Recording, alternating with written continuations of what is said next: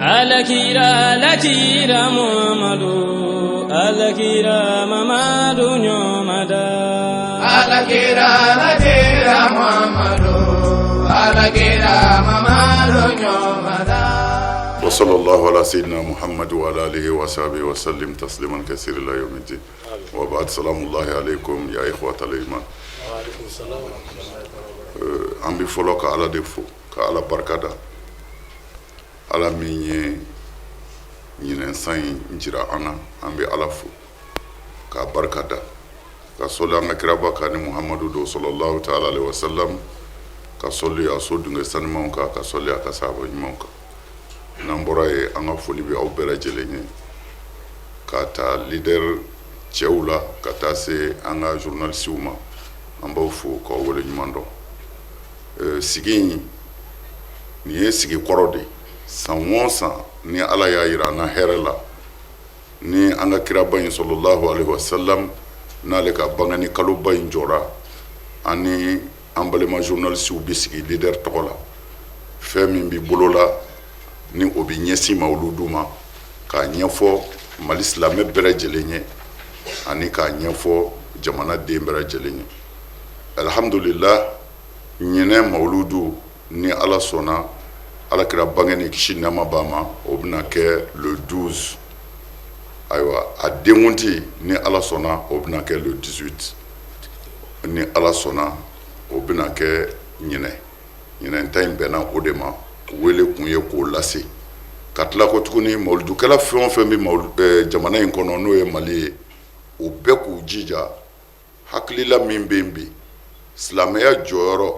jamana ka ɲɛtaga la silamɛya jɔyɔrɔ jamana basigili la silamɛya jɔyɔrɔ adamadenw ka ɲɔgɔnkanu ni bɛn na foyi wɛrɛ tɛ diɲɛ kɔnɔ tuguni min bɛ se k'o sabati ka tɛmɛ silamɛya kan o de la leader b'a lase a ka mawuludukɛla bɛɛ ma k'a fɔ ɲinɛ mawuludu thème min b'a la o kɔrɔ ye mawuludu bɛna kɛ wajuli sira min ka ɲinɛ kira bangeni ani kira ka fadailu n'o y'a kapisamandiyaw ye mawuludu bɛ k'o ka kɔrɔ mais an ye min fara a kan o de ye wa innaka la ala khuluqin azim k'a yira k'a fɔ Allahu ta'ala ye an ka kira mankutu a m'a fɔ wari b'a bolo a m'a fɔ sanu b'a bolo a m'a fɔ a ka kusa cogo wɛrɛ la a y'a mankutu ni min ye maaba bɛɛ bɛ mankutu n'o de ye ko muhamadu e jogo ka ɲi e bɛ jogo ba kan kumana jogo dekun bɛ jamana in kɔnɔ bi an bɛɛ b'a dɔn jogo de don ayiwa fo ka taa se limama ye labɛn dɔ kɛ kɔsa in na juma misiri ba la dekun kɔfɛ ani siran kɔfɛ ani minɛcogo ma ye k'o la bɛɛ siranna denbatigi ɲuman fɛn o fɛn bɛ yen n'i bɛ fɛ i ka du ka bila sini ɲɛsigi la i denw ka se ka labɛn u ka du jɔ sini bɛɛ hakili wulila parce que jamana bɛ ka taabolo min kan an bɛɛ ɲɛ b'a la bon taabolo min don fɛn o fɛn bɛ se ka mago ɲɛ an na bi silamɛya dama don n'o tɛ foyi tɛ se ka mali kunbɛn bi parce que mali silamɛ jamana tɛ jamana min don an bɛɛ ko layiki de don an bɛ layiki jamana de kɔnɔ kafiriw ta bɛ kɛ yan silamɛw ta bɛ kɛ yan mɔgɔ wɛrɛw ta bɛ kɛ yan o kumana kafiriw ka baara walima mɔgɔ wɛrɛ ka baara jamana faamaw an tɛ se k'a fɔ k'olu k'o bali parce que o balili bɛ gɛlɛya olu bolo kosɛbɛ parce que silamɛ jamana tɛ mais yɔrɔ dɔ tɛ silamɛ jamana ye mais danbe jamana don danbe jamana don yɛrɛ dɔn jamana don kumana ni cɛnni dɔw na lali sera a kɔnɔ faamaw tɛ se ka min kunbɛn ni ne ko n bɛ jumɛn fɔ n ka da la faama tɛ se k'o bali o mais n'a sɔrɔla jumɛn fɔcogo man ɲi fɛn bɛ se ka bɔ a la min bɛ se ka na ni jogo cɛnni ni jamana yɛrɛ halakili ye fɛn o fɛn bɛ se ka nafa ɲɛ ye o ye silamɛw ni silamɛya de kumana o de la an b'a ɲini silamɛ ɲɛmɔgɔ bɛɛ fɛ mawuludukɛla bɛɛ fɛ ɲinɛ mawuludu bɛɛ bɛ kɛ kira de ka sɔrɔ silam mais a bɛ k'a ka mun kan a ye ɲumanya minnu kɛ kumana an k'an sinsin o de kan khasatan ni kuranɛ aya min fɔ n'o de ye muhamadu e jogo ka bon fo an k'an janto jogo in de la ni jogo tɛ maaya tɛ yen ni jogo tɛ silamɛya tɛ yen o kumana mawuludukɛla bɛɛ ka wajuli kɛ ɲinɛ jogo kan tari ala bɛ se k'an dɛmɛ dekun dɔw b'an ka jamana kɔnɔ o bɛ se ka bɔ a la parce que jamana in fɛn caman de warala kɔnɔ sisan n'a bɛ fɔ o ma cɛ ni cɛ ka gɛrɛ ɲɔgɔn na n'o ye lutiya ye ala delila ka jamana dɔ bɛɛ halaki lutiya kama o kɔfɛ fana min yɛrɛ ma dɔn hali min yɛrɛ ma sɛbɛn kuranɛ na n'o ye muso ni muso ka gɛrɛ ɲɔgɔn na ye nin bɛɛ warala an ka jamana kɔnɔ bi ka taa se denmisɛnninw k'u langolo bɔ kɛnɛ kan ka dɔn kɛ fo imama ka sariyaw de ta sisan k'a fɔ ni balaninso fɔra maa o maa ka da la u ti seli su kan u t'i ka u ti t'i ka denkundi la wa u ti t'i ka furusiri la mais nin bɛɛ a bɛ fɔ nin bɛɛ ma ko ma ala asaf nin bɛɛ ye mɔnɛ kɔ kuma de ye se wɛrɛ t'an ye ni an na dɔ fɔ ni mɔgɔ bɛna to ji la n'i ye nɛgɛbilen d'a ma a b'a minɛ bon o de kɛra limama ka nin ko in ye parce que u yɛrɛ kamana gana jamana ye bolo min ta bɛɛ ɲɛ b'a la bolo ɲuman tɛ mana an b'a ɲini mawuludukɛlaw fɛ bɛɛ k'i sinsin ala kama n'i bɛ mawuludu kɛ kira in kɔni kama i k'i sinsin jogo de kan jamanadenw jogo bɛ se ka yɛlɛmɛ cogo min na k'an kɛ ala sago ye pour que ala bɛ se ka hinɛ jamana in na nin de ye thème ye min sɔrɔla o tuma na an bolo k'a lase mawuludukɛla bɛɛ ma ɲinɛ bɛɛ k'i sinsin o kan ala tɛ dɔn ala na hinɛ an na a na hinɛ jamana fana na mana toujours an bɛ o ala kelen de deli an faso in an b'a fɛ an faso in an bɛ waso n'a ye mana an b'a ɲini ala fɛ anw faso in yarabi ala k'a sabati balawu ni dekun minnu b'a kɔnɔ siran minnu b'a kɔnɔ ala k'o ban ka malidenw don da kelen fɛ k'an bɔ da kelen fɛ yarabi ala k'o sabati an ye parce que don da kelen bɔ da kelen kɔrɔ tɛ an bɛ ka kɛ silamɛw bi an bɛ ka kɛ kerecɛn an b'a fɔ an bɛ segin a kan silamɛya ye diinɛw bonya silamɛya ye hakililaw bonya fo ka taa se n y'a fɔ n ka kuma na alakira delila sallallahu alaihi wasallam k'a ka misiri di kerecɛnw ma k'u ka seli a kɔnɔ lazara kɔfɛ alakira y'o kɛ ko kerecɛnw ka seli a ka misiri kɔnɔ a ye maa wɛrɛ ka hakɛ bonya a bolo mana silamɛya bi bɛɛ ka hakɛ bonya jango anw silamɛ dama tun mana an yɛrɛ ye kelen de min bɛ mawuludu kɛ o min tɛ mawuludu kɛ o an bɛɛ ko maa wɛrɛ tɛ ala kɔ anw de bɛ fala anw de bɛ bala hali ni mɔgɔ jugu minnu y'a essayer k'u b'an fara an b'an wolu lamɛn sabu an bɛɛ bɛ segin ka taa contrandi kɛ ala de ye mana anw bɛ min ye nin tɔn in bɛ min ye leader o de ye silamɛ bɛɛ bɛ fala silamɛ bɛɛ bɛ bala silamɛya kɔfɛ siya o siya b'an ka jamana kɔnɔ yan i ye diinɛ ye o i ye laadalako ye o i ka bonya bɛ an bolo parce que an yɛrɛ ka jate la ni mɔgɔ min kalanna o de bɛ faamu kɛ bon mɔgɔ min ye faamu kɛ a ka ca la o jogo tɛ se ka tiɲɛ ko mɔgɔ min ma kalan bon ni jogo tiɲɛ yɛrɛ nana kalan kunda e y'a dɔn sisan kɔni a sera siranɲɛ yɔrɔ yɛrɛ ma sa parce que wajuli t'o ɲɛ bilen o parce que ekɔliden caman tɛna wajuli kɛ yɔrɔ la o la fo ka professeur yɛrɛ de éduquer olu yɛrɛ ka se ka diɲɛ faamu ka se k'a lajɛ u bɛ se ka ekɔlidenw kalan cogo min na kuma in ye nin de ye parce que a ye min fɔ nin ye fɛnba de ye nin kan ka mɔgɔ siran kosɛbɛ parce que anw sigilen ne yɛrɛ kelen ka jate kɔni na mɔgɔ minnu ye kalan kɛ olu b'i bɔda sɔrɔ quoi mais n'a fɔra a tiɲɛna kalanyɔrɔ yɛrɛ la o tuma na sisan kɔni la ilaha illallah mana o la sisan ne bɛ dilan cogo min y'o la fo ka professeur yɛrɛ de kalan d'a ma adamadenya yɛrɛ éducation na u ka se ka ekɔlidenw bilasira parce que kalan in dama tɛ fɛn ye ni fɛn dɔ ma fara a kan n'a bɛ fɔ o ma lamɔ mana o kɔrɔ ye lamɔ de tiɲɛna mana sisan minnu kan ka lamɔ kɛ n'olu ye lamɔkɛlaw ye n'o ye karamɔgɔw ye ani denfaw ni denbaw ye vraiment olu de kan ka se k'u yɛrɛ ma toujours pour que an bɛ se ka bɔ ta cogo min na vraiment i ka ɲininkali in diyara n ye an b'i fɔ a la nka a bɛ dɔ fara an ka jatigɛ kan kosɛbɛ parce que an tun b'a faamu de n'i kalanna i bɛ se ka ko faamu n'o de kɛra tiɲɛni yɔrɔ ye dɔrɔn o ye tasuma mɛnɛnen ye ji kan o bɛ fa ni hakili de ye sa ala k'an dɛmɛ anw ka silamɛya la n'anw ye kuma min fɔ an dalen b'a la bɛɛ b'a respecté parce que bɛɛ ka kungo de don bon mais mɔgɔw ka faamu kama mɔgɔw bɛ ɲɔgɔn dan quoi parce que n'i y'a fɔra mɔgɔ mugan ka wajuli kɛ yan sisan n'i yɛrɛ y'a bɛɛ lamɛn k'a bɛɛ kɛ thème kelen kan i yɛrɛ b'a dɔn hakiliw tɛ kelen ye développement tɛ kelen ye mɔgɔw kuma cogo tɛ kelen ye bon bɛɛ dun n ko n ye karamɔgɔ ye i tɛna se k'a fɔ dɔ ta ye o tumana ni min ye min fɔ en tout cas n'a bɛ jogo kɔni ka kaban bon an b'a dɔn hakiliw bɛ ɲɔgɔn dan quoi an b'a dɔn n'i ye ɲuman kɛ ala de b'i sara mais anw t'i sara ala sago i sago. thème minnu tun dira salon hakili a formation a ye nafa ɲa kosɛbɛ parce que a nɔ yɛrɛ wajulu la kosɛbɛ yala ɲina o formation ɲɔgɔn fana bolodalen don wajulukɛlaw ye nin thème min taara kan mana an ye goudron de da quoi ko a bɛ boli tan o tumana i bɛ boli ni mobili min ye n'o clé dir'i ma dɔrɔn i t'i wele bilen ka na kalan wɛrɛ k'i kunna goudron in min dara i bɛ yɛlɛ o kan dɔrɔn ka taa ni yɛrɛ ye an hakili la a baara in kɛra ten vie an b'aw fo journaliste an b'aw bɛɛ fo an b'aw wale ɲuman dɔn a ka nin ɲininkali baasi t'a la an b'a jaabi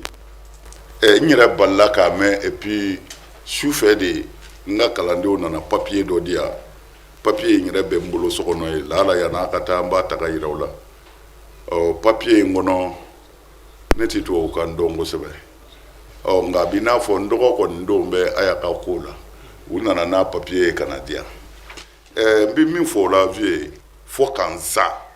nti segin go o konina o ye ko capitaine ye silamɛw bonye aka fanga kono aye chrétien bonye aka fanga kono mbo sharia muna aye ministry bemne katu datu unana fone ko ministry ube bolola ku mine chuko kajugu ko mogo fla mogo nani ku bishi sokelende kono karo sanfɛ haluti dilanga ubi karo deka le ministre ukumana anga laje namse ka minke ado ne diko anye nyoy anye chrétien nga nyemogo wele ka faranga anga ta sorasu deli uye ministre minu mine uku bla nga ne tribunal de mago be ministre nuna ku juger on dato la mais ambi fe yani uka bla tribunal ka boloka uka bla uka tu uka so yani tribunal mago ka suma ado anga puma na anyere ni yonja gelera do ne ko no anga ta anda e ka fo e na so na odo na ma so ada enti so ndi amina so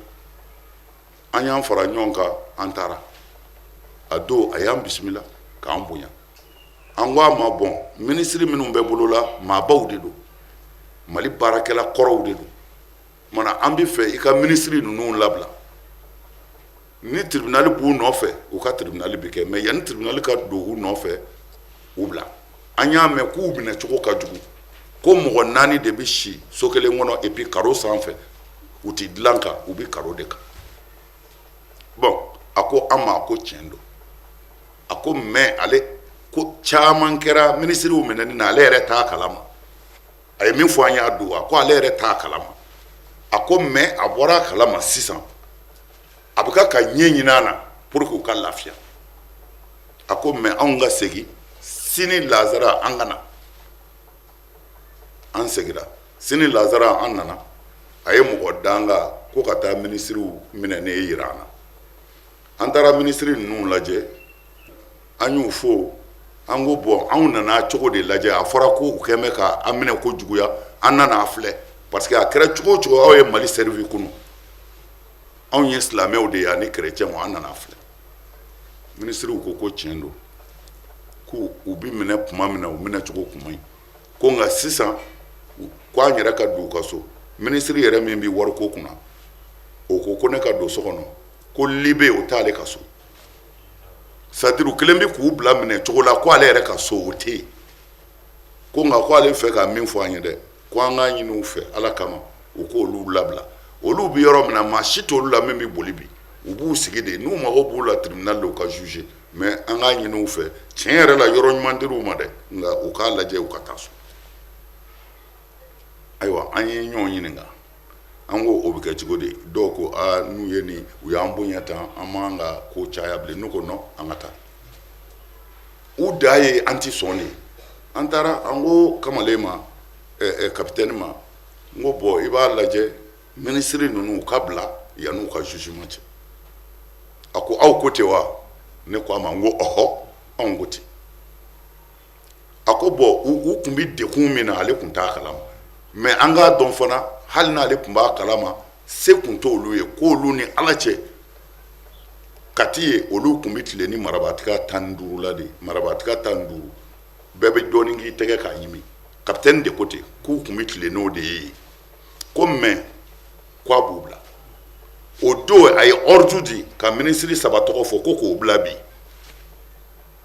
oblala o kofe o ya to obla non bike aya kashiri ay dine bonya flana ka beroruji muso de nana ni salo ngono ya kana nyini ne fe ku uti dumene soro ka dun u ka demsenu kongo bula ko lu hakilla kelebu soro si damache me atu uno luche ne ko ngo chendo ngonya me nala sona mba fwai ne a nyini lieutenant de benena che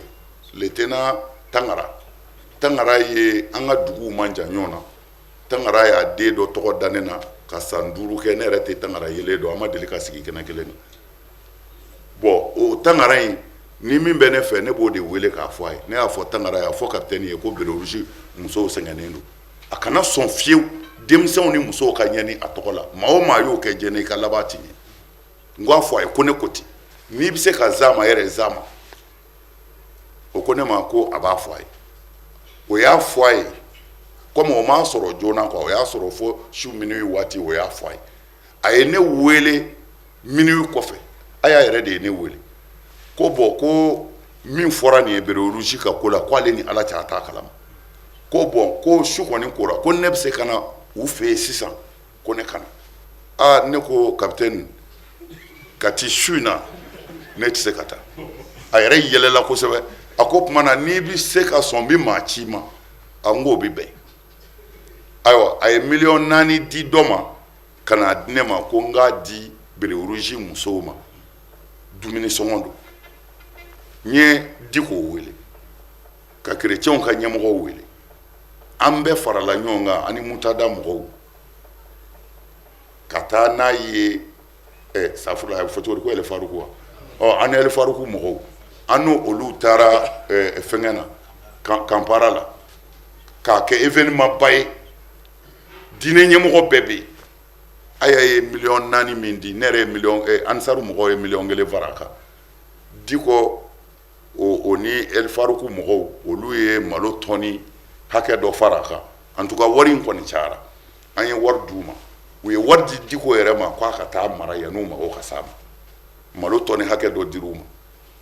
o kɔfɛ Bere Rouge ni sɔrɔdasiw bilala ɲɔgɔn na u ye kɛlɛ kɛ Bere Rouge mɔgɔ dɔw su bi Gabriel Touré la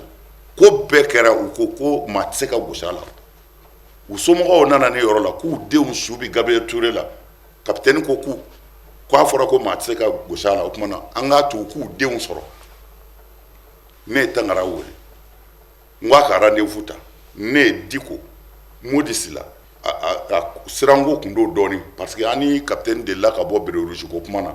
a ye kuma minnu fɔ ye o ye an yɛrɛ siran dɔɔnin k'a fɔ est ce que an bɛ se ka taa intervention in kɛ mais an ye Ala minɛ ka taa an sera yen fana an bɛ ka kuma capitaine fɛ capitaine ka sɔrɔdasi dɔ bɛ kɛ k'a k'a fɔ ko a tɛ kɛnɛ kan an bɛɛ tulo b'a la fi tɛ f'u k'u dabɔ a la an bɛɛ tulo b'a la capitaine ka sɔrɔdasi dɔ k'a fɔ a tɛ a k'a fɔ ko an k'an dabɔ a la mais avec tout ça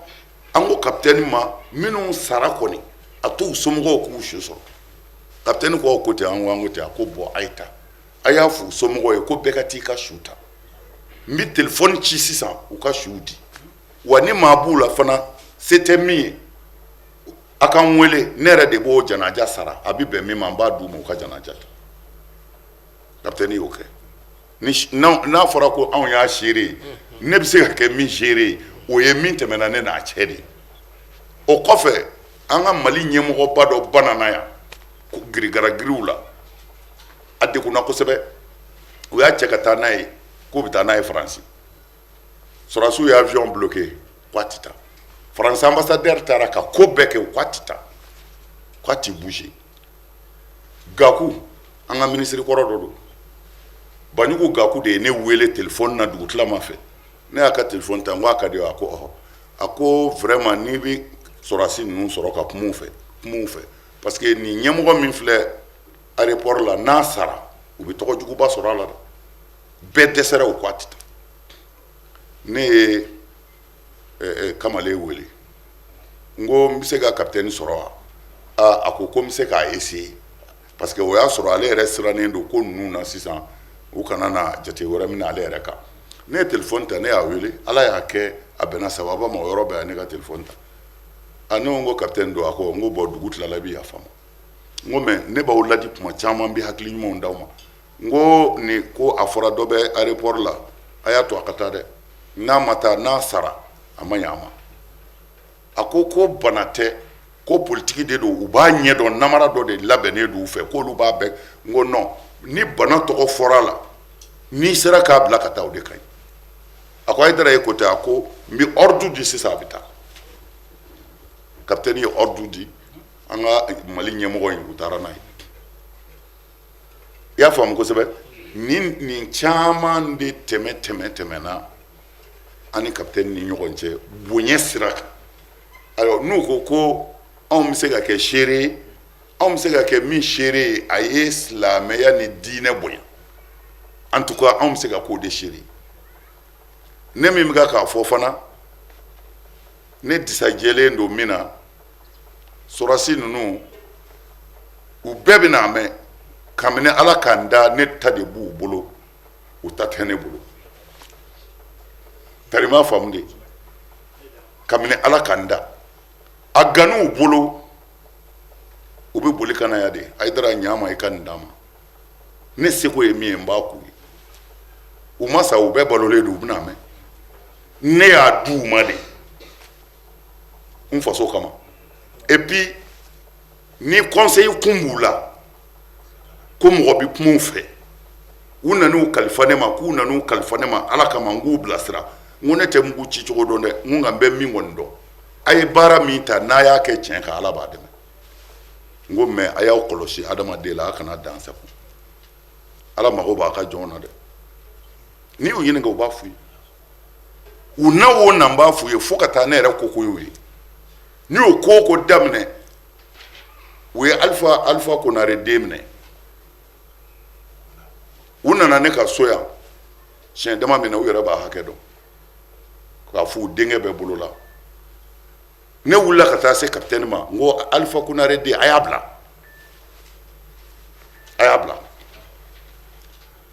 a jɛɲɔgɔn dɔw bɛ yen olu k'u bɛ kuma caya ne ko ne tɛ politiki ko ɲɛdɔn n tɛ sɔrɔsi ko ɲɛdɔn mɛ n bɛ maaya kɔni ɲɛdɔn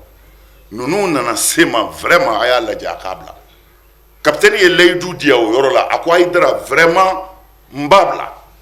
mais i b'i muɲu ye n bɛ jateminɛ dɔw la n b'o kɛ n bɛ layidu d'i ma a bilalen don nka i b'a to n ka tila o jate la a bilala a nana ne yɛrɛ fɛ yan a kana bonya ma segin kɛ ko n bila bon anw bɛ se ka n'anw bɛ kɛ kapitɛni ka seere anw bɛ k'a ka min seere a ye bonya min ɲɛsin an ma anw bɛ k'o seere de a ye bonya min ɲɛsin an ma an bɛ k'o seere de o tuma na a kɔni ye nin kɛ ne fana y'a ɲini faamaw fɛ yan minɛ ne n k'u k'a to n ka taa filɛ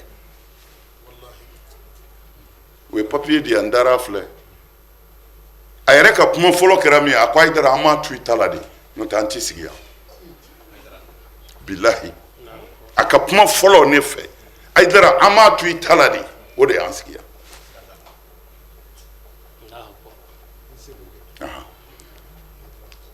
o y'a sɔrɔ a ni lieutenant bɛɛ bɛ ɲɔgɔn fɛ lieutenant kasira de a ko mɛ e bɛ kasi mun na e ye muso de ye wa cɛ ye cɛ de ye a ko non ko e b'a dɔn cɛ min bɛ siran ka kasi o tɛ ne lieutenant ye mais Hayidara ye fɛn bɛɛ fɔ an ye an m'a to a ta la de wa Hayidara ka tila ka na anw filɛ yan a k'o de bɛ k'an kasi kumana ni ne bɛ k'u ka seere ne ye nin seere wa n bɛ jɔ o kɔrɔ fɔ lahara wa a ma kɛ dogo la dɛ a kɛra diɲɛ bɛɛ ɲɛna maa o maa kamana gɔnna diɲɛ na kapitɛni ko la n'i sera yan n'anw sera kapitɛni ma ala y'a bɛɛ nɔgɔya a y'an bonya vraiment a y'an bonya an ka politiki ɲɛmɔgɔ dɔ tun bɛ yen a bolila a bɛ Bamakɔ dugu kɔnɔ yan n'a sira yan bi u bɛ taa si yɔrɔ wɛrɛ sini n'a sira yan sinikɛnɛ u bɛ taa si yan a somɔgɔw nana ne fɛ ne kumana kapitɛni fɛ kapitɛni ko non Hayidara a ko ne tɛ fɛ ka cɛ in minɛ a ko n b'a kalama kojugu a ko hali duloki min b'a kan na bi n b'a dɔn ne ko o tuma na tiɲɛ na hakilisigi fɔ a ka mɔgɔw ye k'u ye layidu di Hayidara ma k'a k'a yɛrɛ lafiya a ye layidu d'u ma ko n ye layidu ta Hayidara ye n t'a minɛ k'a k'a yɛrɛ lafiya nka a ma sɔn k'a yɛrɛ lafiya a tora boli in na ten fo ka na k'o fɛ bon anw bɛ kuma ni ne bɛ kuma n bɛ kuma ni n wasotɔ de bɛ kuma ne ye sira bɛɛ jira ninnu na n tɛ sɔrɔsiya sira dɔn mɛ maaya sira a ye mɔgɔw minɛ tan a kana dan sago a ye nin kɛ tan a kana nin kɛ tan fɛn o fɛn ni n bɔra a kalama n b'u ladi n'u ko Hayidara y'o seere ye ne yɛrɛ bɛ mobili ta yan fɔ Sikaso wulibali don dɛ a ma kan kɔ mɔgɔ ye ɲumanya k'i ye dɛ hɔrɔn dɛ sa quoi kana janfa u ka tribunal ne tɛ juge ye n da t'o la n mago t'o la juges b'o kɛ comme o ka kan cogo min na ça c'est normal ne yɛrɛ bɛ juger n'u mago jɔra n na mais le problème a ye min kɔni kɛ an b'o fɔ anw ye. Bismillahirrahmanirrahim. Alhamdulillah rabbil alamin arrahmanirrahim maliki yawmiddin iyyaka na'budu wa iyyaka nasta'in ihdinas siratal mustaqim siratal ladzina an'amta 'alaihim ghayril maghdubi 'alaihim waladdallin amin. Ba alhamdulillah rabbil alamin amela tanuka la barkada masamnin tanuka kan anga gurumanga biski wulada ina gurumanga ladado ibaro niko guruma leadership musulman di Mali sigi bazi bakumi mbala o molluko ni ziyaraw ye bo o nyona événement ba ite événement chité Mali islamé bolo bi ani jien islamé bela jelen bolo bi mi ka bo islamé ka fete la ka teme molduka nu anga kira bangini parce que mo maki islamé ye dine ndoni Muhammad anku ni Muhammad sallallahu alaihi wasallam donc barako na la guruma san sani moldubna do abe skike ka moldu lancement ke ka temdi wajulukala ni fenuma ka yurula moldu be ke kadri min konnala aka fu ku jija mo be shi moldu la ku jija ka kadri dota jamara lala na situation mun be ka kuma jamana donye parce que moyen de communication cité islamé bulo ka wajuluka kenen moldu kenen robulo donc o de la ni conférence presse ke biara ame groupement président no Cheikh Seydouman Edra aya kuma fo leni min bana o de ni sangusa ni moludu kalo jora ubi kuna fundilo wili